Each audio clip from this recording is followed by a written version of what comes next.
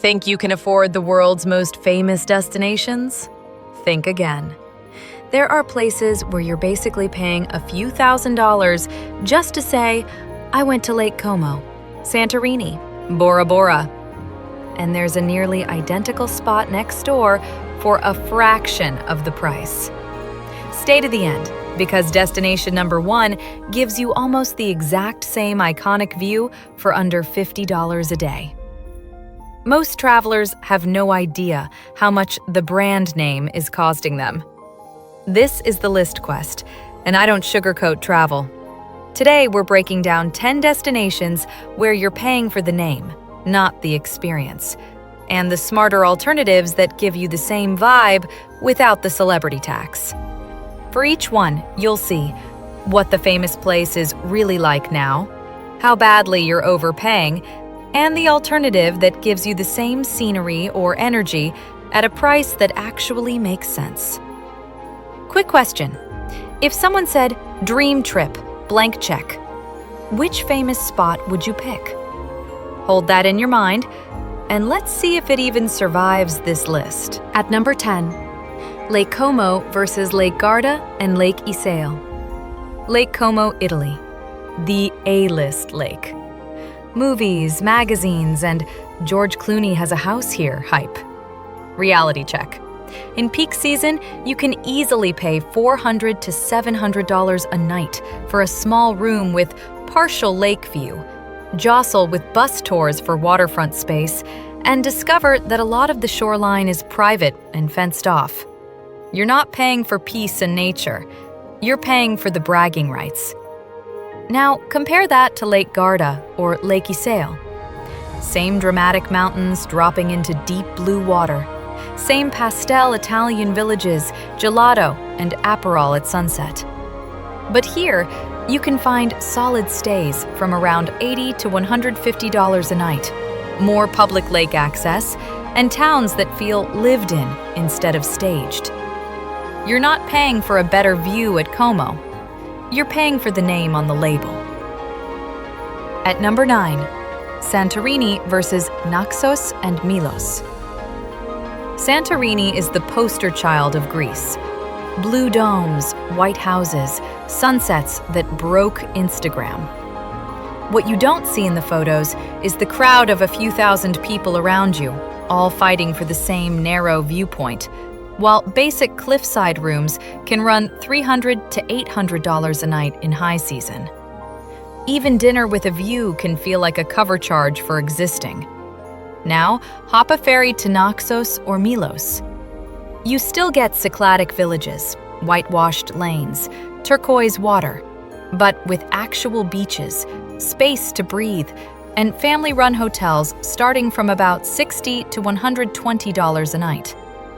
Milos has insane rock formations and coves that look straight out of a fantasy film without being shoulder to shoulder at sunset.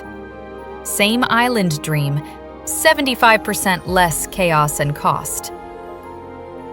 At number 8, Bora Bora versus Moorea.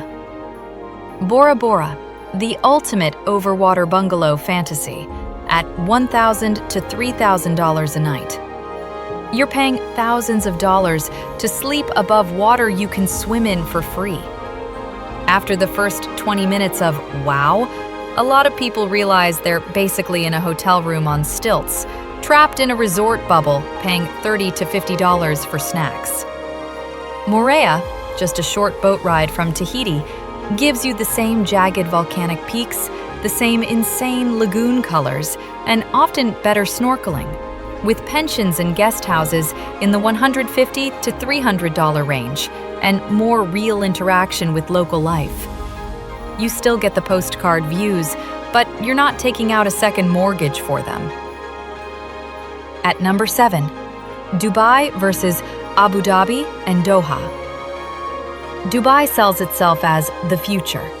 Tallest this, biggest that, most expensive everything. There's also a quiet Dubai premium on nearly all of it, from hotels to brunches to activities, because, well, it's Dubai.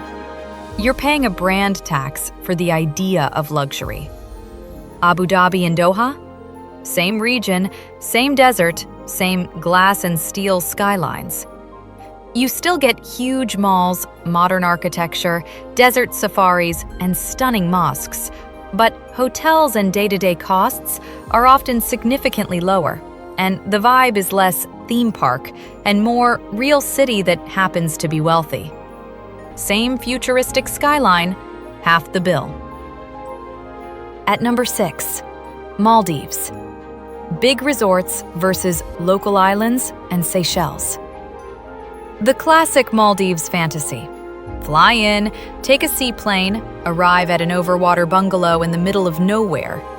Then the bill hits. $800 to $1,500 plus per night. Pricey transfers, mandatory meal plans, and you're stuck paying island monopoly prices for everything. You're paying for isolation that can start to feel like a very expensive cage. 2 smarter options: local islands in the Maldives or Seychelles. On local islands, you still get the blinding white sand and neon blue water, but with guest houses from about $60 to $120 a night, real cafes, and contact with actual Maldivians. In Seychelles, you trade overwater bungalows for dramatic granite boulders, jungle-backed beaches, and a mix of guest houses and hotels that don't require selling your car. Same turquoise water, plus an actual life outside your resort. We're halfway through, and the biggest brand name ripoffs are still ahead. Which one would you still pay for so far? And which one is off your list forever? At numerator 5, Mykonos versus Paros and Ios. Mykonos is sold as the Greek party island of gods. Beach clubs, white alleys, non-stop nightlife. The small print? 20 euro cocktails, 200 to 400 euros a night for mid-range rooms in season, and a lot of the island feels engineered for your wallet more than your memories. Paros and Ios deliver similar Cycladic charm.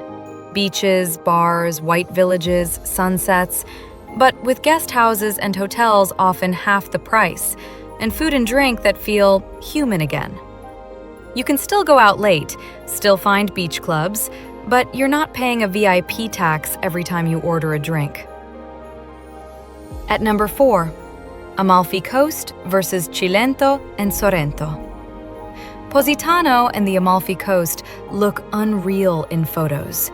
Pastel villages clinging to cliffs, road trips with tight coastal turns. In reality, you can get gridlocked in traffic, pay hundreds per night for distant view rooms, and share those narrow streets with what feels like the entire planet in summer.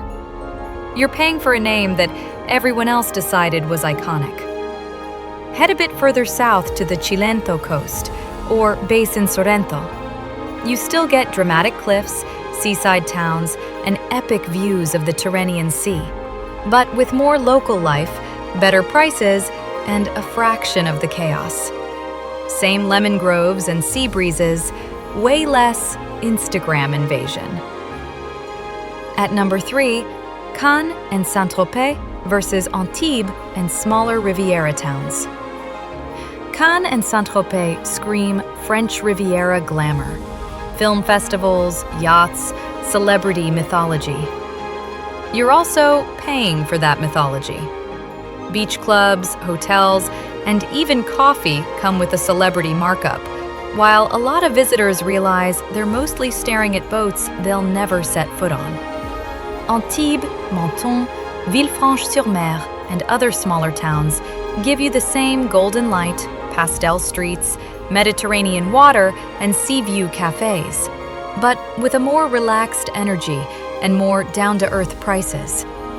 The sea doesn't change color just because you moved one town over.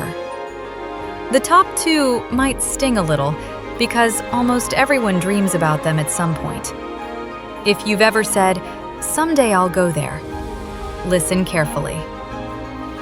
At number 2, Waikiki versus Oahu's North Shore and Big Island. Waikiki is the Hawaii most people know. Resort strip, high rises, a packed beach, and prices that often feel like any big city with sun. You can easily blow $300 to $500 per night on a room overlooking a crowded shoreline, then fight for towel space on the sand. Head to Oahu's North Shore or the Big Island instead. On the North Shore, you get surf culture, laid-back beach towns, food trucks, and beaches that actually feel tropical, not like a mall spilled onto the ocean. On the Big Island, you get volcanoes, star-filled skies, and quiet beaches, plus more variety in accommodation, from simple rentals to smaller hotels that don't charge Waikiki tax. At number 1, Central Paris versus Canal Saint-Martin and outer neighborhoods. And number 1, Paris. Not Paris in general, Paris in the ultra-central, I must be next to every landmark sense. The 1st, 2nd, maybe 7th arrondissement, where you pay a huge premium for tiny rooms, tourist-heavy restaurants, and the ability to say your hotel was right by everything. Here's the twist. You can have a better Parisian experience by staying just a few metro stops out. Around Canal Saint-Martin, the 10th, 11th, 19th, or neighborhoods like Butokai, you get cafes full of locals, interesting food at non-tourist prices, and still be 10 to 20 minutes from the big sites. Rooms are often bigger, cheaper, and the city feels like it's yours, not a theme park you rented for a night. It's still Paris, just without paying double for a few extra minutes of walking. Famous doesn't automatically mean better. It usually just means more expensive. In almost every case, you're paying a brand tax for a name you've seen on Instagram or in a movie, not for a dramatically better experience. So here's your challenge. Pick one brand name destination you thought you had to visit, and find its smarter, cheaper twin instead. Which spot on this list shocked you the most? And which alternative are you adding to your bucket list now? Tell me in the comments. And if you want to stretch your budget even further, watch my video on the 10 cheapest amazing destinations you can actually afford. It's on screen now. Your wallet will thank you later.